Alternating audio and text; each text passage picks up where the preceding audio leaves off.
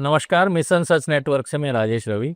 हमारे health campaign अभियान के तहत आज हमारे साथ हैं डॉक्टर ऋचा गुप्ता।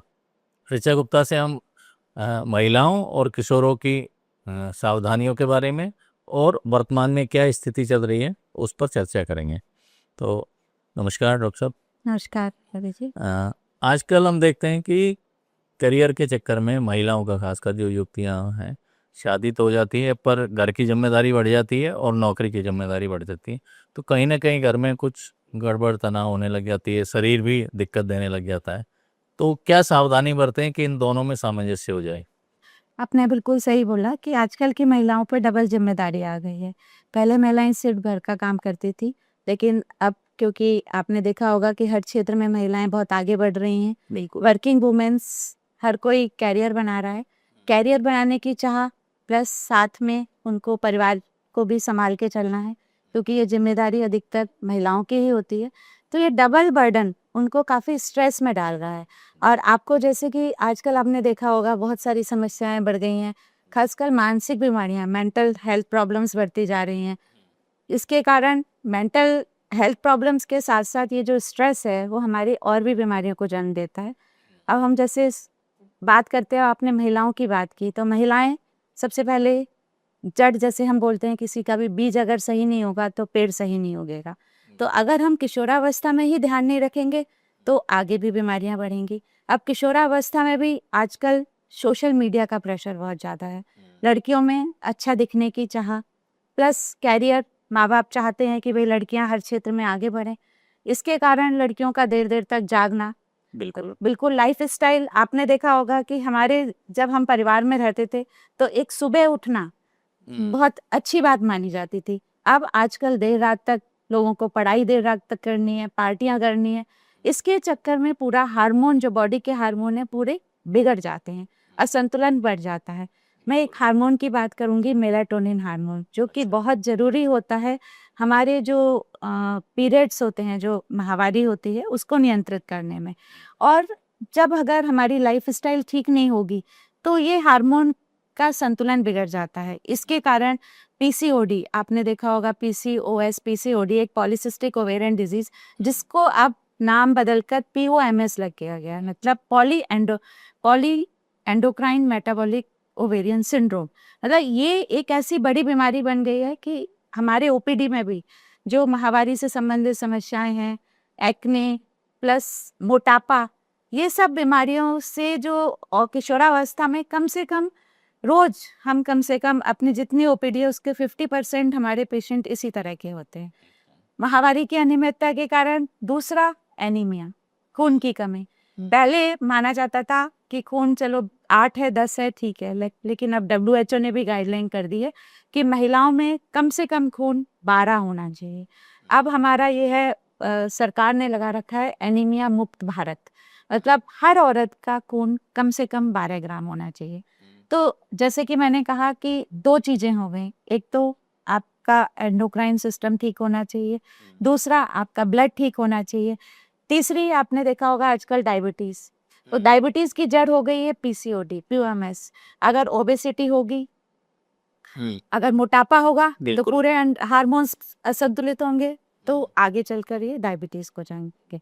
फिर तीसरी, जैसे कि आपने कहा था कि वो जब महिलाएं होती हैं जो कि दोनों, उनके ऊपर दो जिम्मेदारियां हो जा रही हैं, बाहर की भी, अंदर अपने समाज की भी, और प्लस घर की भी जिम्मेदारी।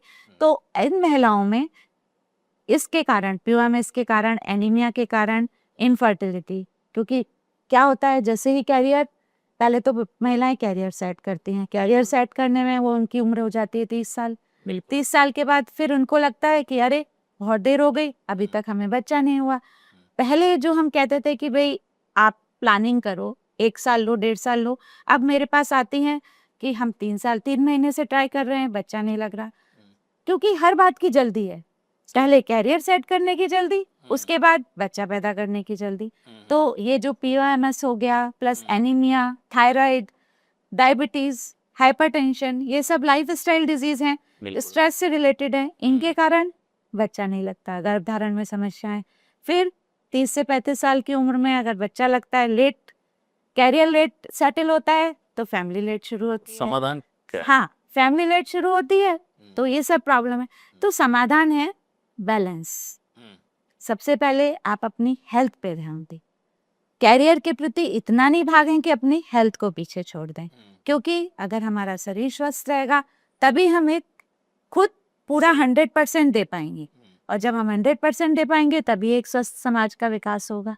तो अगर हम एनीमिया को, खून की कमी को नियंत्रित करें, obesity, life style change, time पे उठो, टाइम पे सो, अच्छा खाओ, जंक फूड से बचो, हेल्दी ईटिंग करो, तो ये सब चीज़ें हमारी इनफर्टिलिटी की समस्या को सही रखेंगी। हमको बीपी नहीं होगा, हाइपरटेंशन नहीं होगा, डायबिटीज़ नहीं होगी, प्लस जो इनफर्टिलिटी की समस्या है वो नहीं होगी।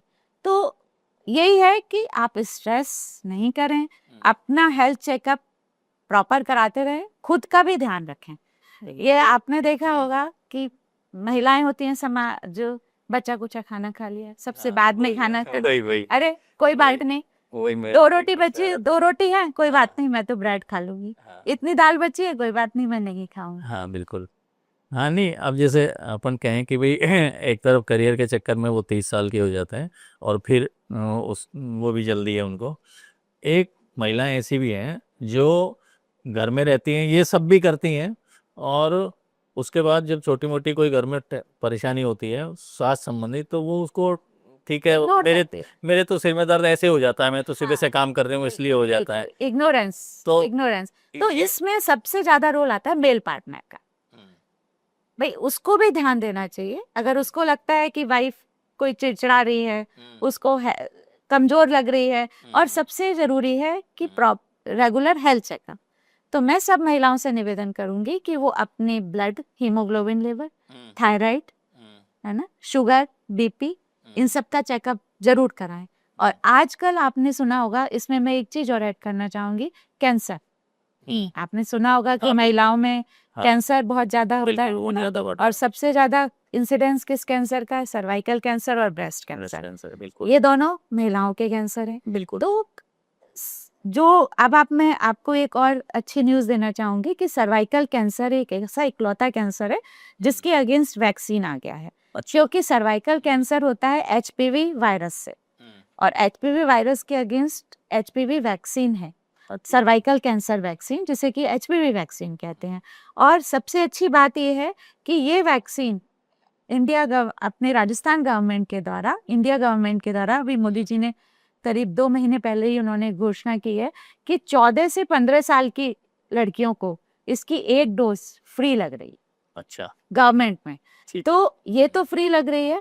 इसके जो वैक्सीन है उसकी डोजेज होती हैं 9 से 14 साल तक की उम्र में 2 डोज लगती हैं, 15 से 45 साल तक की उम्र में 3 डोज लगती हैं। तो सर्वाइकल कैंसर से बचा इस वैक्सीन के द्वारा। दूसरा, क्या ये सबको लगवानी चाहिए? हाँ, लगवा लेनी चाहिए। बिल्कुल, सबको लगवा, जैसे अपन बच्चों को लगवाते हैं तो महिलाओं को ही लगवा लें। महिलाओं को 9 से 14 साल की उम्र में अगर हम लगवा लेते हैं 2 डोज, तो इसका बचाव काफी अच्छा होता है। लेकिन ये जो ठीक है अब नहीं लगवा पाए, तो हम 15 से 26 साल तक की उम्र में 3 डोज लगवा सकते हैं। जिसकी 3 वेराइटीज होती हैं, सर्वोवैक, गार्डेसिल 4, गार्डेसिल 9।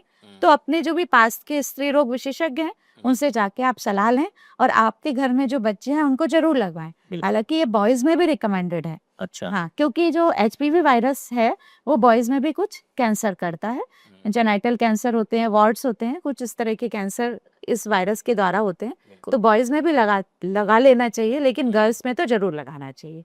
अब मैं सर्वाइकल कैंसर की आपसे बात कर रही थी, तो ये तो हो गई बचाव की बात। दूसरा होता है स्क्रीनिंग। स्क्रीनिंग हम करते हैं पैप स्मेयर टेस्ट या एलवीसी टेस्ट के द्वारा। तो 30 साल की उम्र के बाद हर लेडी को अपना पैप स्मेयर टेस्ट 5 साल में रिपीट करवाना चाहिए, जिसे कि सर्वाइकल कैंसर स्क्रीनिंग टेस्ट कहते हैं। ये कैंसर टेस्ट जो होता है वो बहुत ही चीप टेस्ट है, ऐसा नहीं है कि बहुत कॉस्टली है।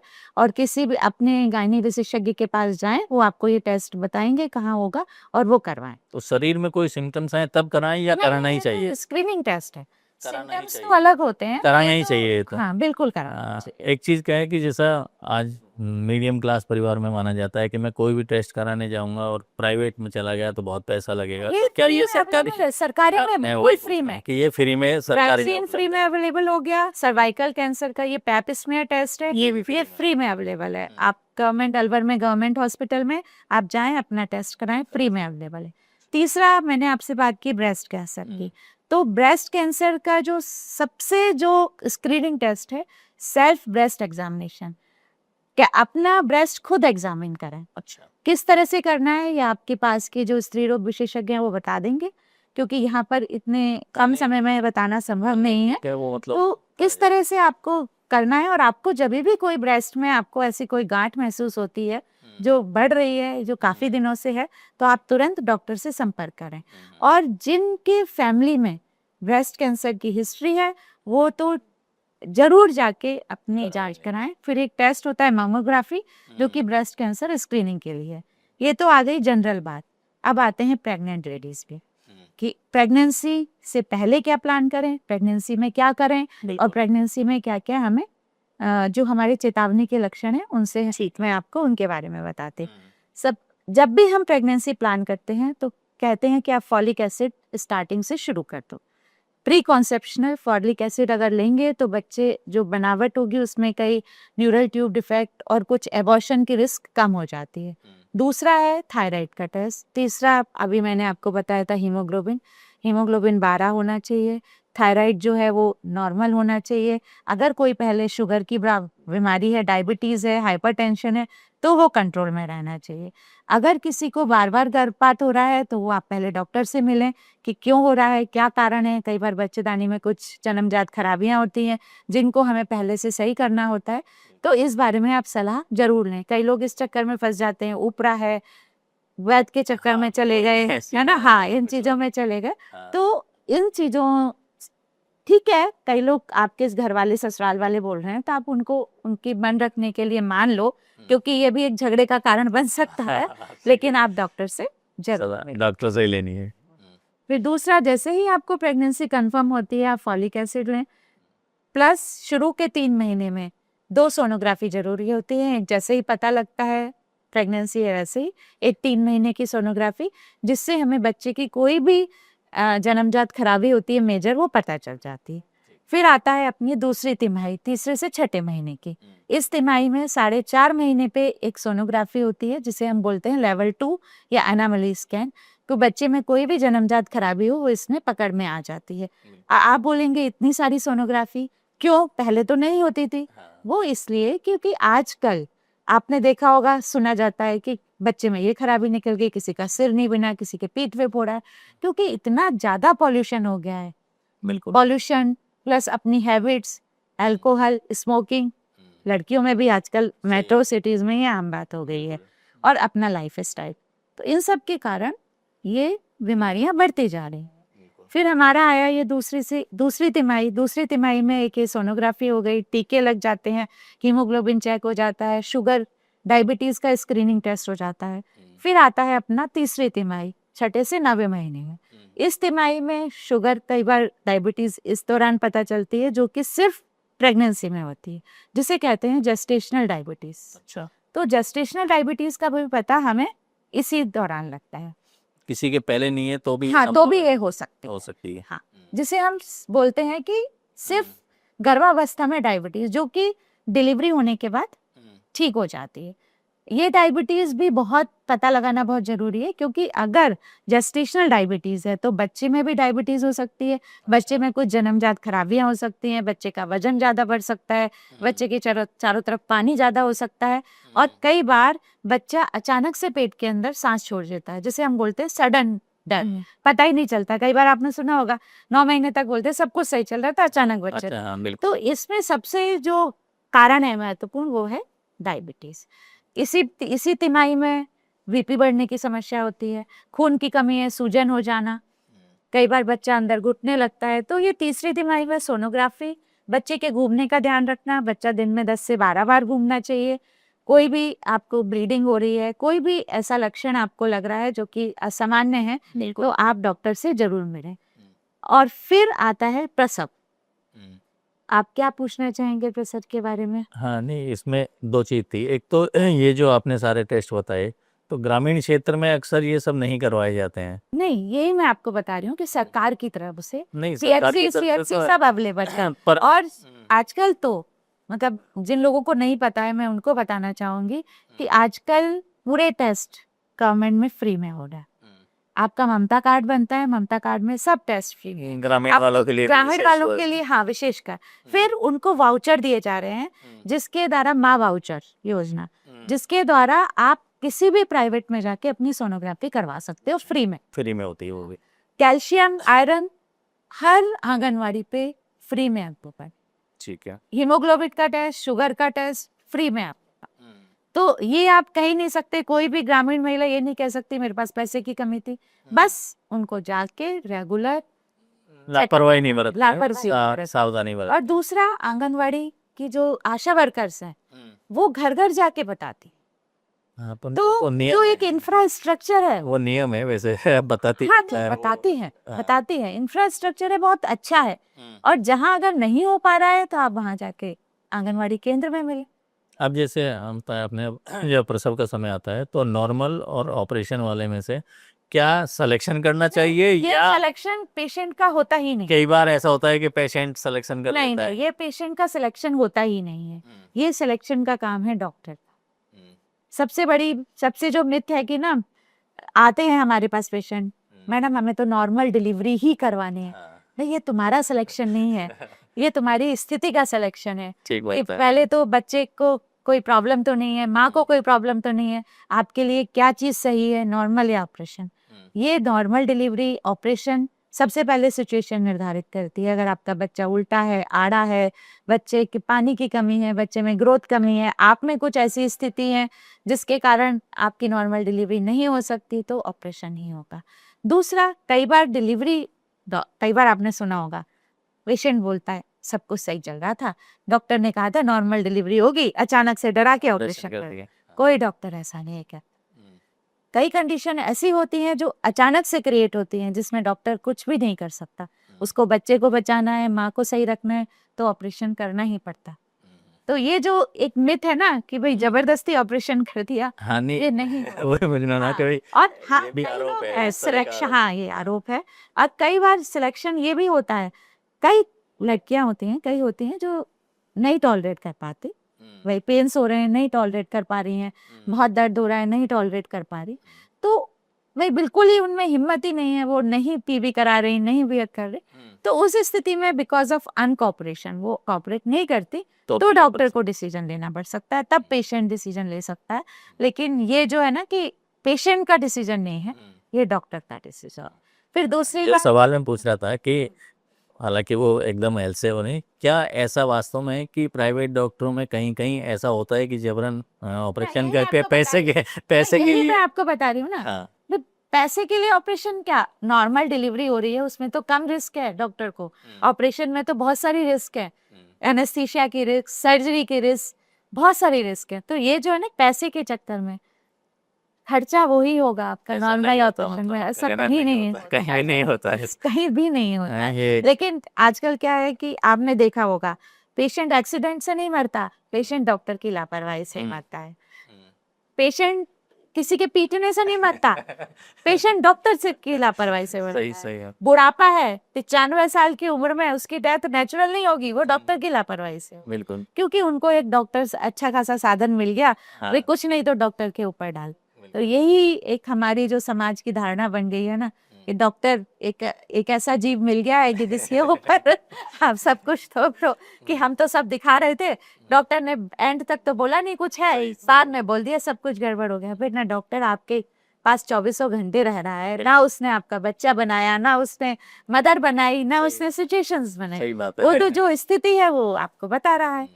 फिर आती है प्रसव कहाँ कराएं। मैं इस बात पे सबसे ज्यादा आप लोगों को कहना चाहूंगी कि कई बार आपने जो कहा ना कि भाई प्राइवेट में जबरदस्ती ऑपरेशन कर देते हैं, तो कई बार डॉक्टर पहले 2 बच्चे ऑपरेशन से हुए हैं, कोई डाई खोल के बैठी है, कोई नर्स खोल के बैठ गई, क्योंकि क्रैक्स बहुत हैं। बिल्कुल। अब वो इस चक्कर में चले जाते हैं कि उन्होंने कहा नहीं तीसरा में ऑपरेशन करा देंगे। हमारे पास केसेस आते हैं बच्चेदानी फटी हुई या ऑपरेशन एंड टाइप पे करना पड़ा, बच्चा भी नहीं मिला और माँ की भी हालत बेकार हो गई।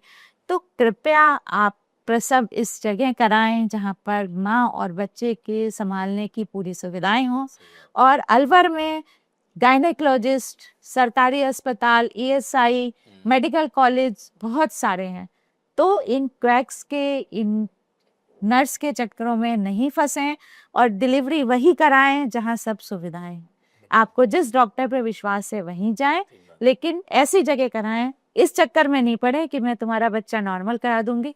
क्योंकि जिस बच्चे को आपने 9 महीने पेट में रखा है, जिसको आपने इतने अच्छे से, पौधा जितना अच्छे से सींचा है, बिल्कुल। तो उसका स्वस्थ होना, उसका इस समाज में अच्छे तरह से रहना बहुत जरूरी है। और माँ का स्वस्थ रोना, क्योंकि बोला गया है कि डिलीवरी एक नया जन्म है, बिल्कुल। है ना। तो उसको आप ऐसी जगह कराएं जहाँ पर सब सुविधाएं हैं।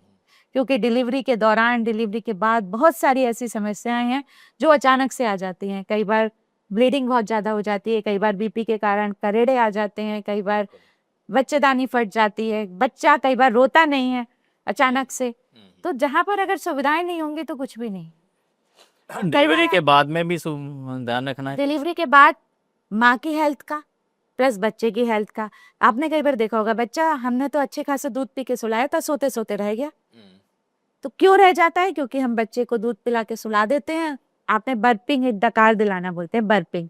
बच्चे को दूध पिलाने के बाद जब तक थपथपाते रहना चाहिए जब तक बच्चा एक बार डकार ले, है ना। कई बार बच्चे को लेटे लेटे, सोते सोते दूध पिला लिया तो बच्चा वॉमिट करके वो एस्पिरेट कर जाता है, जिसके कारण उसकी डेथ हो जाती है। और माँ को रहता है सोते सोते सुला दिया। तो एक तो प्रॉपर ब्रेस्ट फीडिंग कैसे करानी है, किस तरह से करानी है, माँ का भी ध्यान। डिलीवरी होने के बाद उसको आयरन, कैल्शियम कम से कम 6 महीने तक लेना चाहिए। कई बार माँ इस वातावरण को जो चेंज होता है उसको नहीं सह पाती है तो डिप्रेशन में चली जाती है, पोस्टपार्टम डिप्रेशन बोलते हैं। तो अगर आपको लगता है ऐसा कि माँ का कुछ मेंटल हेल्थ हो रही है तो आप साइकेट्रिक डॉक्टर से जरूर कंसल्ट करें। ये नहीं सोचे कि वो पागलपन वाले डॉक्टर हैं, क्योंकि डिप्रेशन से निकलना आना भी बहुत जरूरी है। और एक अच्छी माँ, एक अच्छा बच्चा, स्वस्थ बच्चा और स्वस्थ माँ के लिए पूरे परिवार का सहयोग जरूरी। तो हम लोग एक प्रोग्राम भी करते हैं ऑनलाइन, माँ की पाठशाला। अच्छा। ये जो जूम पे होता है 1 और 15 को 1 से 2:30 बजे तक। तो इसमें हम मदर के लिए और उनके परिवार के लिए टॉपिक्स रखते हैं कि कैसे आपको माँ का क्या वातावरण करना है। क्योंकि एक माँ अपने बच्चे को जैसा चाहे वैसा कर सकती है। आपने सुना होगा कि भाई जो अभिमन्यु जब पेट में था, तो ये सही है। अगर आप बच्चा पेट में है, आप उसको जो सुना रहे हैं, जैसा बना रहे हैं, वो वैसा बनेगा। तो कई फॉरेन कंट्रीज में तो क्लासेस होती हैं। अच्छा। वो इस तरह से जाते हैं, भाई मैंने अपने बच्चे को मैथमेटिशियन बनाना है, तो वो उस दौरान मैथमेटिक्स ज्यादा पढ़ते हैं। हाँ बिल्कुल, जो आप सोचेंगे, जिस तरह का आप संवाद रहेंगे, जो आपका वातावरण रहेगा, बच्चा वही सीखता है। अच्छा। तो हम इस तरह की क्लासेस लेते हैं कि आप कैसे तो टेंशन फ्री रहें, क्या तो बच्चे को सिखाएं। आप अच्छा अगर पढ़ेंगे, अच्छा संगीत सुनेंगे, अच्छे वातावरण में रहेंगे, अच्छे संस्कार लेंगे, अच्छा खाएंगे, तो बच्चा भी आपका स्वस्थ पैदा होगा और अच्छा सुसंस्कृत पैदा होगा। स्वस्थ से मतलब ये नहीं है कि खाली स्वस्थ हो, मानसिक रूप से भी स्वस्थ पैदा हो। आपने देखा होगा आजकल कितना सोशल बढ़ रहा बिल्कुल है ना, बच्चे इतने एग्रेसिव हो रहे हैं। क्यों हो रहे हैं? क्योंकि माँ वो सीरियल देखती है, सास बहू, कोई चीज पढ़ती। तो यही है कि अच्छे स्वास्थ्य के लिए अच्छी उसकी जरूरत है। ये आया गर्भावस्था। उसके बाद मैंने आपको जैसे बताया ही, ब्रेस्ट कैंसर की स्क्रीनिंग, सर्वाइकल कैंसर की स्क्रीनिंग, प्लस कैल्शियम लेवल का, आपकी बॉडी में कैल्शियम प्रॉपर होना चाहिए। और माहवारी जाने के बाद पोस्ट मीनोपॉजल भी हमें योगा करते रहना चाहिए, हेल्दी लाइफ स्टाइल देखना चाहिए, स्ट्रेस फ्री रहना चाहिए। और कभी कुछ कुछ बीमारियां होती हैं जो कि मीनोपॉज के बाद होती हैं, जैसे कि सर्वाइकल कैंसर हो गया, यूट्रस का कैंसर हो गया। तो अगर किसी की माहवारी चली गई, 1 साल तक बंद होने के बाद अगर उसको दोबारा पीरियड्स आ रहे हैं, तो उसको जरूर डॉक्टर से मिलना चाहिए। एक्सेसिव वाइट डिस्चार्ज है तो भी मिलना चाहिए। और भी वैसे तो मैंने काफी कुछ कवर कर दिया है, अगर कुछ रह गया हो, क्योंकि समय की शायद वो तो अपन और करते रहेंगे, अगर आगे भी जानकारी देते रहेंगे। हाँ, एक बस ये था कि वो जो जूम मीटिंग आप बता रहे हैं, तो वो क्या कॉमन होती है हाँ या? कॉमन है। उसका अच्छा। जो लिंक है मैं आपको दे दूंगी, आप अपने स्क्रीन पर चला सकते हैं। हाँ, तो एवरी फर्स्ट एंड 15 को 1 से 2:30 बजे तक कोई भी इसमें उसमें हाँ join कर कोई ले। भी ज्वाइन कर सकता है, जिसको फ्री इच्छा है वो, बस जूम ऐप डाउनलोड करना है। हाँ, वो तो और इसमें हमारी एक गायनेकोलॉजिस्ट होती है, प्लस ये गायत्री परिवार और नाची के सहयोग अच्छा से वो है। करते हैं। तो एक हमारा स्पिरिचुअल टॉपिक होता है कि गर्भावस्था में क्या संवाद करने चाहिए, क्या खाना चाहिए, क्या योगा करना चाहिए, क्या संस्कार करने चाहिए। तो ये बहुत अच्छा अभियान है जो हम लगातार 4 साल से चला रहे हैं।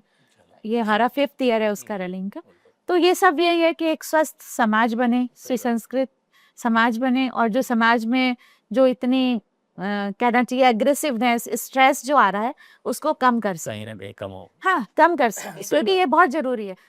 आपने देखा होगा कोई जा रहा है स्कूटर, सामने आ गया तो वो तो ऐसे लड़ने को हो जाता है कि लोगों में आजकल पेशेंस रहा ही नहीं। बिल्कुल ही। ये चीज डे टू डे सब लोग फेस कर रहे हैं। तो ये स्ट्रेस फ्री रहे, अपने प्रॉपर हेल्थ चेकअप कराते रहें। हीमोग्लोबिन 12 रहना चाहिए, थायराइड कंट्रोल रहना चाहिए, ओबेसिटी नहीं रहना चाहिए, योगा करो, हेल्दी लाइफस्टाइल करो, टाइम से उठो, टाइम से जियो, टाइम से उठो, टाइम से सो, और हेल्दी लाइफस्टाइल। और मोबाइल सबसे जो इम्पोर्टेंट, स्क्रीनिंग टाइम कम करो। अपने बच्चों को प्लीज मोबाइल नहीं दें। बच्चों को मोबाइल देखते देखते खाना नहीं खिलाएं। बच्चा तंग कर रहा है तो उसको मोबाइल नहीं पकड़ाएं। ये बहुत बड़ी बीमारी है, आपको अभी इसका पता नहीं चल रहा है, लेकिन ये जो बच्चों का जो विकास है उसको धीरे धीरे स्लो कर देगी और बच्चों को एंटी सोशल बना देगी। तो आपने देखा है कई ऑस्ट्रेलिया वगैरह में तो बैन ही हो गया 18 साल तक के बच्चों के लिए, और डी एडिक्शन क्लासेस चल रही हैं। तो इंडिया में ये नौबत नहीं आए तो आप अभी से समझ जाए। बिल्कुल। तो ये थे हमारे साथ डॉक्टर ऋचा गुप्ता जी, जिन्होंने आपको बहुत जानकारियां दी, और शायद बच्चे के भविष्य के लिए और खासकर माँ के लिए, दोनों के लिए बहुत आपके काम आएंगी। मिशन सच नेटवर्क अगर आपने अभी सब्सक्राइब नहीं किया है तो अवश्य करें, और इस तरह के वीडियो देखने के लिए आप लगातार हमसे जुड़े रहें।